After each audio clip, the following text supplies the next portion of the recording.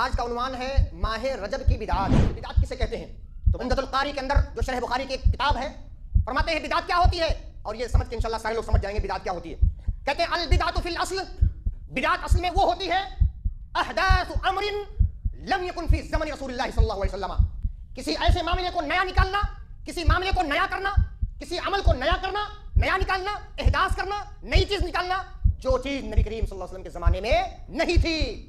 क्या कहा हनफी आलिम ने? क्या कहा? लम यकुन फी ज़मानि रसूलिल्लाह सल्लल्लाहु अलैहि वसल्लम, जो चीज नबी करीम सल्लल्लाहु अलैहि वसल्लम के जमाने में नहीं थी, ऐसी बातों को आज निकालना, नए तौर पर निकालना बिदात कहलाता है। खैर उम्मत तुम बनोगे उस वक्त जब तुम भलाई का हुक्म करोगे, बुराई से रोकोगे, तो क्या हम खैर उम्मत कहलाने के हकदार हैं या नहीं? आपकी जिम्मेदारी बनती है। अगर एक हदीस कहीं से आपने अखज़ किया सही तौर से, माना व मफ़हूम सहाबा के एतबार से, सलफ़े सालिहीन के एतबार से, माना व मफ़हूम के एतबार से किसी हदीस को आपने जाना, आप पर लाजिम है कि आप जाकर बाहर पहुंचाएं।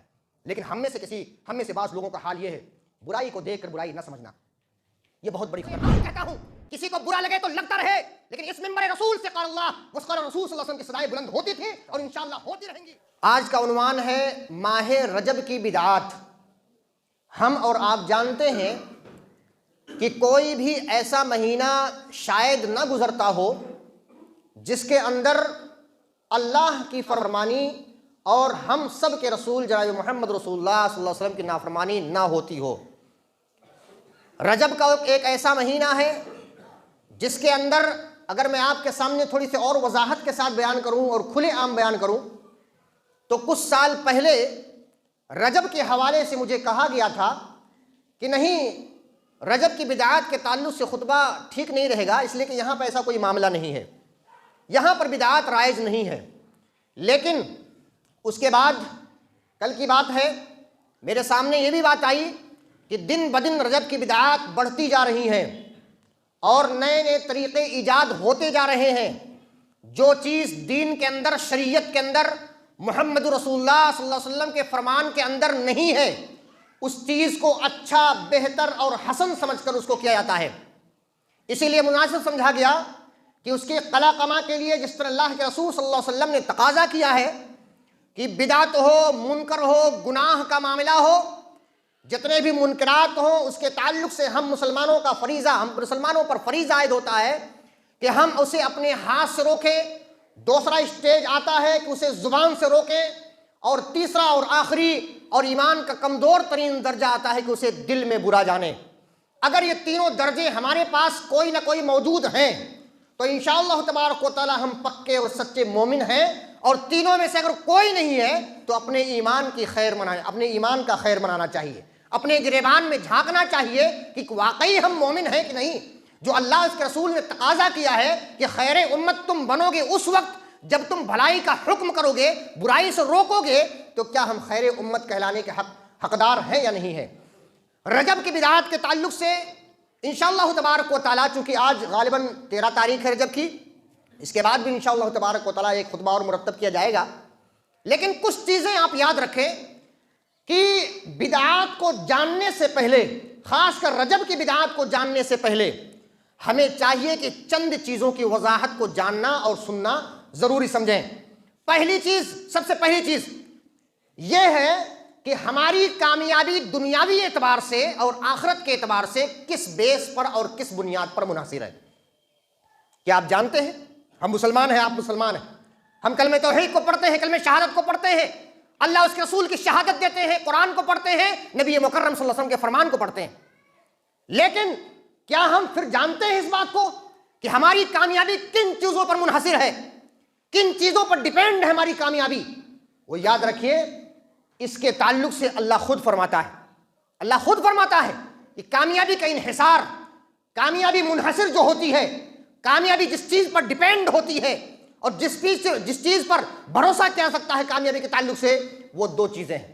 दो चीज़ें हैं, आप गौर करें। सूरे नूर पर नंबर 18 की आयत नंबर 51 और 52 में आपके सामने तिलावत करना चाहता हूं। अल्लाह फरमाता है, मन युतिइल्लाह व रसूलहु व यख्शल्लाह व यत्तक़िहि फउलाइका हुमुल फाइज़ून। क्या फरमा? दो चीज़ें, जो अल्लाह की इताअत करता है, रसूलुल्लाह सल्लल्लाहु अलैहि वसल्लम की इताअत करता है, व यख्शल्लाह, अल्लाह का डर अपने दिल में रखता है, व यत्तक़िहि, उसका तकवा, उसका खौफ, उसकी खशियत अपने दिल में रखता है, फउलाइका हुमुल फाइजून, यही कामयाब होने वाले लोग हैं, यही कामरान होने वाले हैं, यही नजात पाने वाले लोग हैं, यही नजात पाने वाले लोग हैं। कामयाबी इन्हीं की कदम बोसी करेगी, यही सरफराजी से नवाजे जाएंगे, यही सरफराज किए जाएंगे जिसने अल्लाह की मानी और रसूलुल्लाह सल्लल्लाहु अलैहि वसल्लम की बात मानी। और इसी तरह से आयत नंबर 51 अगर देखा जाए, सूरह नूर ही की आयत करीमा, अल्लाह फरमाता है इन्नमा कान कौलुल मुमिनीन इज़ा दुऊ इलल्लाहि व रसूलिही, अल्लाह फरमाता है चुनांचे मोमिन का कौल होता है उस वक्त जब अल्लाह उसके रसूल की तरफ बुलाए जाते हैं। आओ अल्लाह का फरमान ये कहता है, आओ सुनो अल्लाह का फरमान ये है, आओ सुनो नबी मुकर्रम सल्लल्लाहु अलैहि वसल्लम का फरमान ये है, रसूल सल्लल्लाहु अलैहि वसल्लम ऐसा कहते हैं, तुम वैसा करते हो, अल्लाह कुरान मुकद्दस में कुछ और कहता है, तुम और कुछ करते हो। इसके ताल्लुक से जब कहा जाता है एक मोमिन को, तो मोमिन का कौल क्या होता है? लियहकुम बैनहुम, आओ ताकि तुम्हारे दरमियान फैसला किया जाए। अन यक़ूलू समिअना व अताना, मोमिन का किरदार होता है वो कहता है कि हमने सुना, हमने इताअत की, हमने सुना, हमने इताअत की। और मुनाफिक का किरदार क्या होता है? हमने सुना व असैना, और हमने नाफरमानी की। हमें से बाज मुसलमानों का भी हो सकता है इस तरह हाल हो, एक कान से सुनते हैं दूसरे कान से निकाल देने, आपकी बात सुनेंगे गौर से लेकिन अमल नहीं करेंगे, हकीकत है अमल नहीं करेंगे, आपकी बातें सुन लेंगे, अमल से दूर भागेंगे। मोमिन का किरदार ये नहीं है। मोमिन कहते किसे हैं? जब अल्लाह के रसूल सल्लल्लाहु अलैहि वसल्लम और अल्लाह के अहकाम उनके अंदर नाफिज करने के लिए दावत दी जाती है, बुलाया जाता है उन्हें, उनको बुलाया जाता है, मोमिन का कौल होता है कि हमने सुना, दूसरे नंबर पर सुनने के बाद हमने इताअत की, हमने इताअत की अल्लाह की, हमने इताअत की रसूलुल्लाह सल्लल्लाहु अलैहि वसल्लम की। व उलाइका हुमुल मुफ्लिहून, यही कामयाब होने वाले लोग हैं, यही फलाह पाने वाले लोग हैं, यही नजात पाने वाले लोग हैं, यही नजाह पाने वाले लोग हैं। लिहाजा मालूम यह हुआ कि हमारी कामयाबी का इन्हिसार दो चीज़ों पर है, अल्लाह का कलाम और जनाब मोहम्मद रसूलुल्लाह सल्लल्लाहु अलैहि वसल्लम का फरमान, दो चीज़ें। उसके बाद एक बात आती है एक सवाल के एतबार से, क्या रसूलुल्लाह सल्लल्लाहु अलैहि वसल्लम ने जो अल्लाह ने रिसालत का फरीज़ा दिया था, क्या नबी करीम सल्लल्लाहु अलैहि वसल्लम ने पूरा अदा कर दिया या कुछ बचा लिया था? अगर कोई कहता है कि नहीं, कुछ ऐसी चीज़ें गैब की बातें थी जो बचा लिया, नहीं बताया, ये नबी करीम सल्लल्लाहु अलैहि वसल्लम पर इल्ज़ाम है। ये इतनी ख़तरनाक बात है कि कहीं ऐसा ना हो कि इसी ख़तरनाकी की वजह से, इसी ख़तरनाक बात की वजह से उस शख्स को जन्नत से हटाकर जहन्नम में दाखिल कर दिया जाए। इतनी ख़तरनाक बात है ये कि अगर कोई दिल में अकीदा रखे, नहीं कोई बात ऐसी थी, नहीं कुछ बातें ऐसी थी जो रसूलुल्लाह सल्लल्लाहु अलैहि वसल्लम ने छुपा ली थी, याद रखे ये जहन्नमी कौल है, दोज़खी कौल है ये। नहीं, हमारा और आपका मुसलमानों का अकीदा होना चाहिए, ये तौर तरीका होना चाहिए। नहीं, नबी मुकर्रम सल्लल्लाहु अलैहि वसल्लम को रिसालत की जितनी जिम्मेदारी दी थी, सारी की सारी जिम्मेदारी आप सल्लल्लाहु अलैहि वसल्लम ने अदा कर दिया, कोई एक बात नहीं छोड़ी, शरीयत के अंदर कोई एक बात कमी नहीं रखी, सारी बातें नबी सल्लल्लाहु अलैहि वसल्लम ने कह दी। अल्लाह फरमाता है सूरह माइदा की आयत करीमा पारा नंबर 6, या अय्युहर रसूल बल्लिग मा उनज़िला इलैका मिन रब्बिक व इल्लम तफ़अल फमा बल्लगत रिसालतह। क्या फरमाया? ऐ रसूल, ऐ मेरे हबीब, ऐ जनाबी मोहम्मद रसूलुल्लाह सल्लल्लाहु अलैहि वसल्लम, या अय्युहर रसूल बल्लिग मा उनज़िला इलैका मिन रब्बिक, जो अल्लाह नाजिल कर रहा है आपके ऊपर वो सारे के सारे की तबलीग कर दो, सारी की सारी चीजें पहुंचा दो, कोई एक बात तुम नहीं रखोगे। और याद रखो, अगर आपने ऐसा न किया, वइल्लम तफ़अल फमा बल्लगत रिसालता, गोया कि आपने हक़ रिसालत को अदा ही नहीं किया। अगर आपने ऐसा न किया, गोया कि आपने हक़ रिसालत को अदा ही नहीं किया, रिसालत के हक़ को अदा ही नहीं किया। एक बात हो गई। अच्छा, अब सवाल पैदा होता है इस आयत करीमा के अंदर, अल्लाह ने तो कहा ना पहुंचाने के लिए, तो पता नहीं नबी सल्लल्लाहु अलैहि वसल्लम ने पहुंचाया कि नहीं पहुंचाया। एक सवाल है, एक सवाल है। मैं ये बात क्यों कह रहा हूं ये भी याद रखिए, ये बात इसलिए कह रहा हूं, बाज लोग कहते हैं ये काम कर लें तो क्या हर्ज है, कर लें तो क्या बुराई है, कुरान ही तो पढ़ते हैं, नमाज ही तो पढ़ते हैं, दरूद ही तो पढ़ते हैं, क्या बुराई कर रहे हैं हम, क्या बुराई कर रहे हैं, इसमें हर्ज क्या है? हम क्या कहते हैं? हम कहते हैं अगर तुम कहते हो कि ऐसा कर लेना सही है दीन के अंदर, गोया कि आप अपने अमल से, अपने कौल से साबित कर रहे हो कि तुम वो चीज कर रहे हो जिसको नबी करीम सल्लल्लाहु अलैहि वसल्लम ने नहीं बताया, जिसको नबी सल्लल्लाहु अलैहि वसल्लम ने छोड़ दिया। गोया कि तुम ये कह रहे हो कि नबी मुकर्रम सल्लल्लाहु अलैहि वसल्लम ने आज जो तुम कर रहे हो वो रसूलुल्लाह सल्लल्लाहु अलैहि वसल्लम ने नहीं बताया, और वो तुम्हारे पास कैसे आया, वो बात तुम्हारे पास कैसी आई। अच्छा, सवाल पैदा हो रहा था, पता नहीं रसूलुल्लाह सल्लल्लाहु अलैहि वसल्लम ने पहुंचाया कि नहीं। आयत करीमा तो नाजिल हो गई कि पहुंचा दो, तो ये भी आप सुन लीजिए। आप देखें, हज्जतुल वदा का मौका है, नबी मुकर्रम सल्लल्लाहु अलैहि वसल्लम की आखिरी हज है। आखिरी हज वही पहला हज था। अल्लाह के रसूल सल्लल्लाहु अलैहि वसल्लम ने 1 लाख सहाबा के ठाठे मारते हुए समंदर के अंदर कहा, क्या कहा?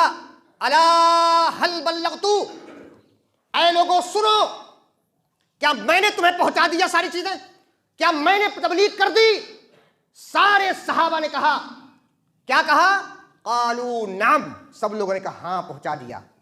फिर नबी मुकर्रम सल्लल्लाहु अलैहि वसल्लम ने अल्लाह को गवाह बनाया, अल्लाहुम्मा शहद, ऐ अल्लाह तू भी गवाह हो जा, मैंने सारी चीजें पहुंचा दी। ये लोग भी कह रहे हैं, ये लोग भी गवाही दे रहे हैं, ऐ अल्लाह तू भी गवाह बन जा। और याद रखो ऐ लोगों, फलयुबल्लिग शाहिदुल गायब, ऐ लोगों जो यहां पर मेरी बात सुन रहे हो वो गायब के लोगों तक पहुंचा देना, आपकी जिम्मेदारी बनती है। अगर एक हदीस कहीं से आपने अखज़ किया सही तौर से, माना व मफहूम सहाबा के एतबार से, सलफ़े सालिहीन के एतबार से, माना व मफहूम के एतबार से किसी हदीस को आपने जाना, आप पर लाजिम है कि आप जाकर बाहर पहुंचाएं। लेकिन हम में से बाज़ लोगों का हाल ये है, बुराई को देख कर बुराई न समझना, यह बहुत बड़ी खतरनाक बात है। तीसरी बात जो मैं कहने जा रहा हूं, आइए देखते हैं बिदात के ताल्लुक से, बिदात किसे कहते हैं। तो मैं अगर किसी और आलिम की बात करूं तो हो सकता सवाल उठे। आइए एक हनफी आलिम के ताल्लुक से मैं आपके सामने, एक बेहतरीन हनफी आलिम जिनको अल्लामा इमाम बदरुद्दीन ऐनी हनफी रहमतुल्लाह अलैह कहते हैं, उम्दतुल कारी के अंदर जो शरह बुखारी की एक किताब है, फरमाते हैं बिदात क्या होती है, और ये समझ के इंशाल्लाह सारे लोग समझ जाएंगे बिदात क्या होती है। कहते हैं अल बिदातु फिल अस्ल, बिदात असल में वो होता है, बिदात वो होती है, अहदासु अमरिन लम यकुन फी ज़मनी रसूलिल्लाह सल्लल्लाहु अलैहि वसल्लम, किसी ऐसे मामले को नया निकालना, किसी मामले को नया करना, किसी अमल को नया करना, नया निकालना, एहदास करना, नई चीज निकालना, जो चीज नबी करीम सल्लल्लाहु अलैहि वसल्लम के जमाने में नहीं थी, जो चीज नबी करीम सल्लल्लाहु अलैहि वसल्लम के जमाने में नहीं थी। चलो ठीक है, चलते चलते बगैर किसी लानत मलामत करने वाले शख्स के बगैर परवाह किए मैं आपके सामने एक चीज अर्ज करना चाहता हूं, और यह बात खुले आम कहता हूं, किसी को बुरा लगे तो लगता रहे, लेकिन इस मिंबर रसूल से क़ाल अल्लाह व क़ाल रसूल सल्लल्लाहु अलैहि वसल्लम की सदाएं बुलंद होती थी और इंशाअल्लाह होती रहेंगी। क्या कहा हनफी आलिम ने, क्या कहा? लम यकुन फी ज़मनी रसूलिल्लाह सल्लल्लाहु अलैहि वसल्लम, जो चीज नबी करीम सल्लल्लाहु अलैहि वसल्लम के जमाने में नहीं थी, ऐसी बातों को आज निकालना, नए तौर पर निकालना बिदात कहलाता है। फजर की अजान हो गई और आज तकरीबन अगर देखा जाए तो 5:51 पर फजर की अजान होती है। जो लोग नमाज पढ़ते हैं वो जानते हैं, और जो नमाज नहीं पढ़ते हैं वो नहीं जानते हैं। 5:51 पर अजान होती है, कहीं 6:40 पर जमात होती है और कहीं 6:20 पर जमात होती है।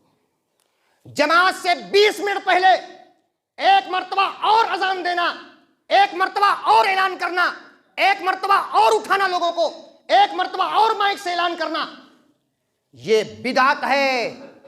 फकीह मिल्लत एक किताब है जिसके अंदर मैंने खुद मुताला किया, सन 781 हिजरी के बाद ये स्टार्ट हुआ है।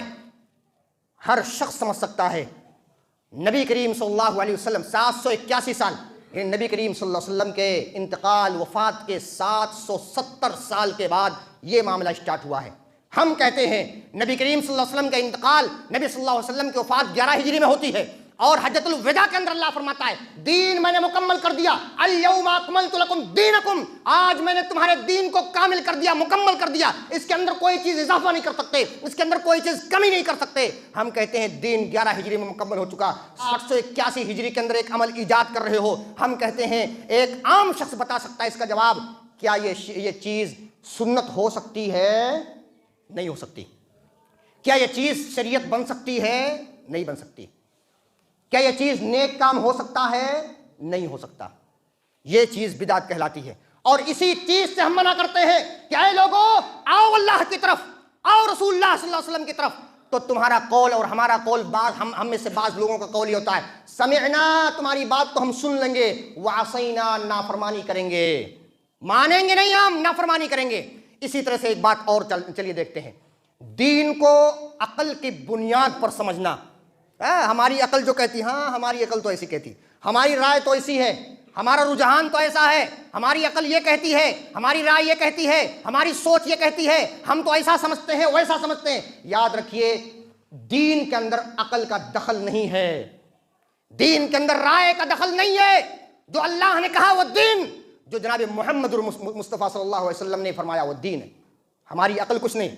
हजरत अली रज़ी अल्लाह फरमाते हैं, कहते हैं, सुनन तिरमिज़ी की रवायत है, सही हदीस है, कहते हैं कि अगर दीन का मामला राय पर होता, अकल पर होता, तो मोजे के ऊपर हम मसा करते हैं, बेहतर तो यह था कि मोजे के नीचे मसा करें, क्योंकि गंदगी किधर लगती है, गंदगी किधर लगती है, मोजे के नीचे, पैर के नीचे गंदगी लगती है, वहां मसाह करो ना। अकल तो हमारी ये कहती है ताकि सफाई हो जाए, हम तो मोजे के ऊपर मसा करते हैं, मोजे के ऊपर मसा करते हैं। दीन का मामला अकल के बुनियाद पर होता, राय पर होता, तो मोजे के ऊपर मसा नहीं किया जाता बल्कि नीचे किया जाता, क्योंकि मैंने नबी करीम सल्लल्लाहु अलैहि वसल्लम को देखा है, मोजे के ऊपर जानिब, ऊपर के हिस्से पर मसा करते थे आप सल्लल्लाहु अलैहि वसल्लम। ये बात है।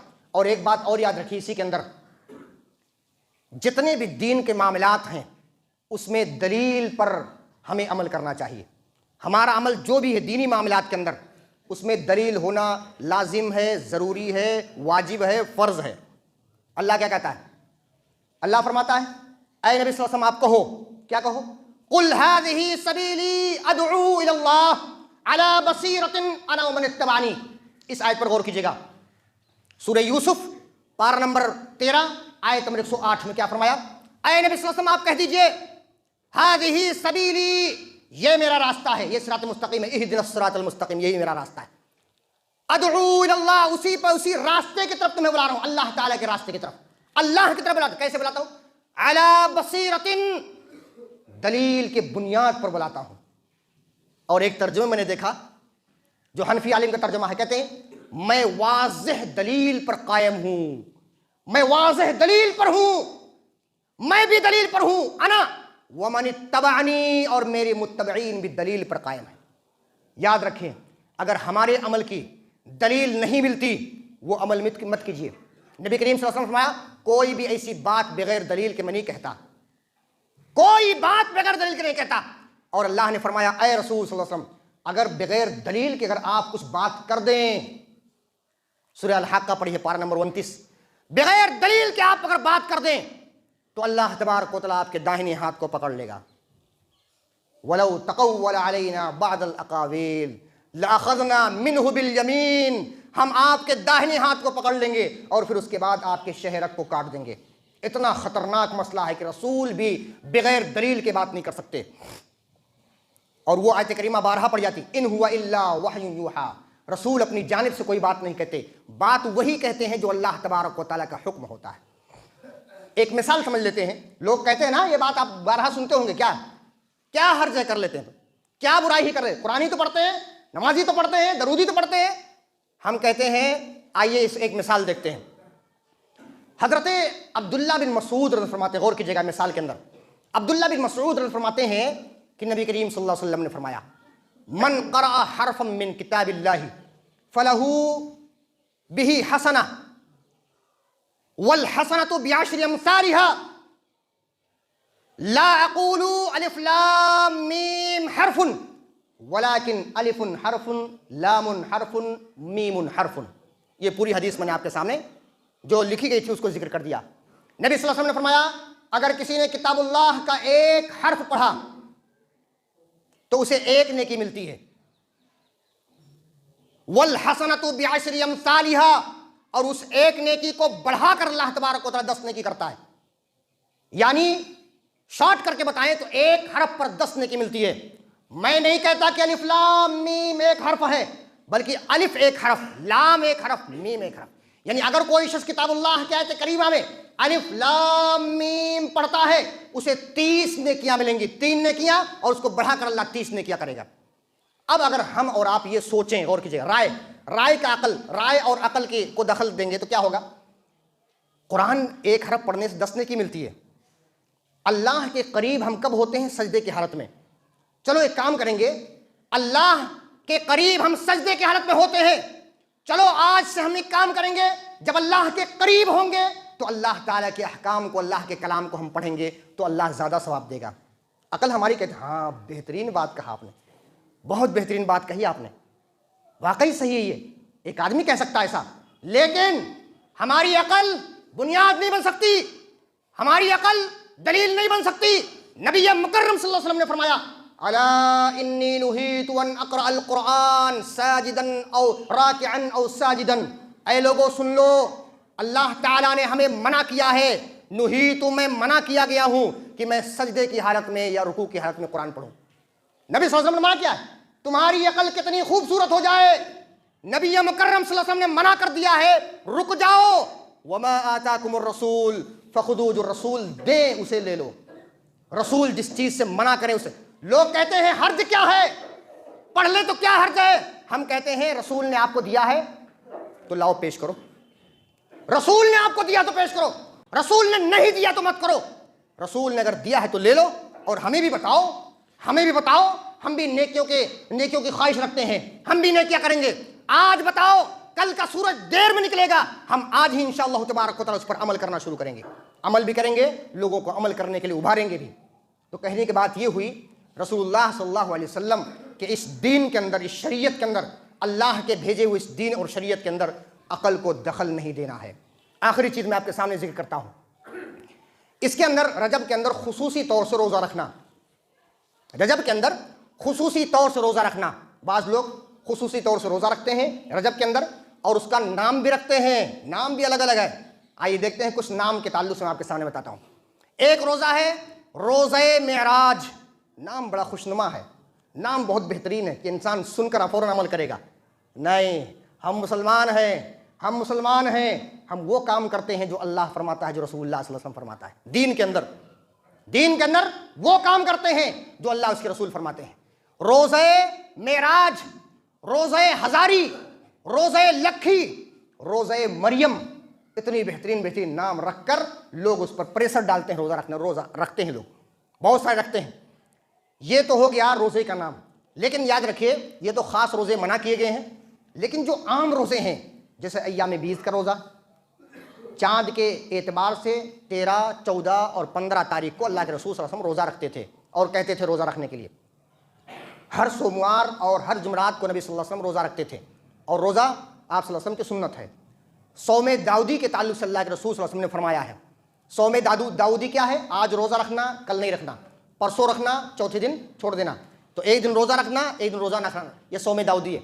अगर इस पर कोई अमल करता है तो वो रजब के महीने में भी रोज़ा रख सकता है। लेकिन रजब के एतबार से, रजब के महीने को खास करते हुए, रजब है इसलिए रोज़ा रखना, ये चीज़ नबी करीम सल्लल्लाहु अलैहि वसल्लम से साबित नहीं है, बल्कि सहाबा, जुल क़द्र सहाबा क्या फरमाते हैं, गौर कीजिएगा।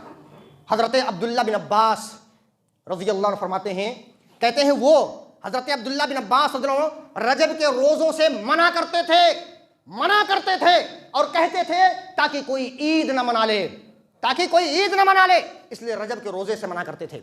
हज़रत उमर बिन ख़त्ताब के ताल्लुक से एक सही हदीस आती है, दोनों हदीसें सही हैं। ये कहते हैं कि जब किसी आदमी को पता पा जाते कि ये रजब का रोज़ा, दूसरे रोज़ा नहीं, रजब का रोज़ा रख रहा है, तो उसको पकड़ कर लाते, उसके सामने खाना पेश करते और उसके हाथ पर कोड़े मारते और कहते कुलू, खाओ इसको, फ़इन्नमा हुवा शहरुन कान युअज़्ज़िमुहु अहलुल जाहिलिया। ये ऐसा महीना है, ये रजब का महीना एक ऐसा महीना है, जाहिलियत के लोग इसकी ताज़ीम करते थे। ऐ मुसलमानों, तुम जाहिल नहीं हो, जाहिलियत का ज़माना गुजर गया, इस्लाम का ज़माना आया, इल्म का ज़माना आया, रोशनी का ज़माना आया, कुरान का ज़माना आया, रसूल का ज़माना आया, सहाबा का ज़माना आया, सलफ़े सालिहीन का ज़माना आया। अब जाहिलियत का ज़माना और उसके अमाल नहीं चल सकते। इसके अंदर लोगों ने रजब के ताल्लुक से मौजू और मनगढ़ंत हदीसें भी निकाली, जो एक आम इंसान में सुनकर फ़ौरन गुमान कर सकता नहीं यार ये हदीस सही नहीं हो सकती, ये हदीस मनगढ़ंत हो सकती है। और वाकई चलो एक चीज़ मैं मिसाल के तौर पे आपके सामने बयान करता हूँ, उसके बाद बात ख़त्म होती है।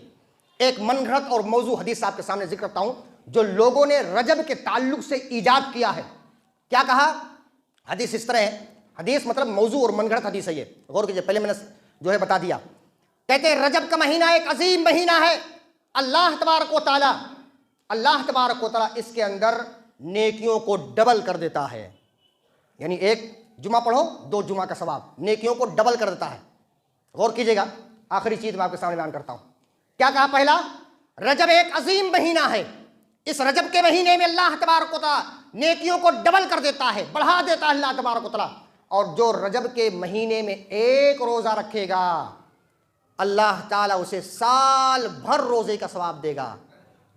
ये मौजू मनगढ़ंत हदीस बार बार कह रहा हूं ताकि लोग इसके ताल्लुक से अच्छी तरह से जान लें, जहन नशीन कर लें। एक रोजा हो गया, पूरे साल का रोजा, ऐसा तो कहीं भी किसी सही हदीस के अंदर नहीं है। 2 साल का सवाब मिल सकता है, 1 साल का सवाब मिल सकता है। अरफा का रोजा देखिए, मुहर्रम का रोजा देखिए, मुहर्रम के 10वां रोजा, 9वां रोजा, तो 1 साल का, 1 रोजा रखे 1 साल का सवाब। और जिसने 7 रोजे रखे, जहन्नम के 7 दरवाजे उस पर बंद हो जाएंगे। अल्लाहु अकबर। एक मरतबा 7 रोजा रख लो, काम खत्म, जहन्नम के दरवाजे बंद, जन्नत के मुस्तहिक हो जाओगे। इस हदीस के अंदर उसका मफहूम निकल रहा है। जिसने 8 रोजे रखे, जन्नत के 8 दरवाजे उसके लिए खुल जाएंगे। कितना बेहतरीन तरतीब बनाया देखो। जिसने 10 रोजे रखे, वो अल्लाह से जो भी मांगेगा अल्लाह उसे अता करेगा। जिसने 15 रोजा रखे, आसमान से एक ऐलान करने वाला ऐलान करेगा कि तुम्हारे सारे गुनाहों को अल्लाह ने बख्श दिया, अब नए सिरे से जो है अमल करो, नए सिरे से अमल करो, सारे गुनाहों को इससे पहले अल्लाह ने माफ कर। और इसके अलावा जो ज्यादा रोजा रखेगा उसको ज्यादा सवाब मिलेगा।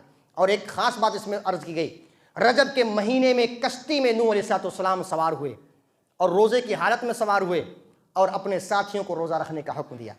इसके ताल्लुक से अल्लामा अलबानी रहमतुल्लाह अलैह और दीगर बड़े बड़े अइम्मा ने इसके ताल्लुक से फरमाते हैं ये हदीस ना तो सही है, ना तो हसन है, ना काबिल कबूल है, ना काबिल अमल है, बल्कि ये हदीस ज़ईफ़ नहीं, ज़ईफ़ तर भी नहीं, बल्कि ये मौजू और मनगढ़ंत हदीस है। हम लोग ख्वाब गफलत में सोए हुए हैं, हम लोग ख्वाब गफलत में सोए हुए हैं और मुआशरे के अंदर बिदात पर बिदात ईजाद की जा रही है, डाका जनी की जा रही है रसूलुल्लाह सल्लल्लाहु अलैहि वसल्लम की शरीयत के अंदर। अल्लाह की मुखालिफत शिर्क और रसूलुल्लाह सल्लल्लाहु अलैहि वसल्लम की मुखालिफत बिदात। बिदात के बाजार गर्म हो रहे, हम और आप, हमारी और आपकी जिम्मेदारी बनती है, आपकी भी जिम्मेदारी है ऐसा कान बंद करके, आंख बंद करके उन्हीं लोगों के सामने से गुजर जाना। अल्लाह और उसके रसूल ने नहीं सिखाया है, अल्लाह उसके रसूल ने नहीं सिखाया है। आंखें बंद मत करो, जुबान बंद मत करो, आपको जितना अल्लाह ने अख्तियार दिया उसको करो। और अगर नहीं कर सकते कुछ भी तो कम से कम मुनकरात और बुराइयों पर तुम दिल से बुरा जानो, उसको बुरा जानो। अज़अफ़ुल ईमान है ये, ईमान का कमज़ोर तरीन दर्जा है। आइए आखिर में दुआ करते हैं कि अल्लाह तबारक व तआला हम तमाम मुसलमानों को सही तौर पर शरीयत पर अमल करने की तौफीक अता फरमा। ऐ अल्लाह तबारक व तआला हमें सच्चे तौर पर नबी सल्लल्लाहु अलैहि वसल्लम से मोहब्बत करने और उनकी इताअत करने की तौफीक अता फरमा। ऐ अल्लाह तबारक व तआला इसके बदौलत जन्नतुल फिरदौस में आला सरा मकाम दे और जहन्नम से दिला। ऐ अल्लाह हमें से बीमार उनकी बीमारी को दूर फरमा दे। ऐ अल्लाह हमें से मकरूज उनके कर्ज़ को अता फरमा दे। ऐ अल्लाह हमें से परेशान हाल उनकी परेशानी को दूर फरमा दे। ऐ अल्लाह हमें से बे औलाद उनको औलाद अता फरमा दे। आमीन व आखिर दावाना अल्हम्दुलिल्लाहि रब्बिल आलमीन।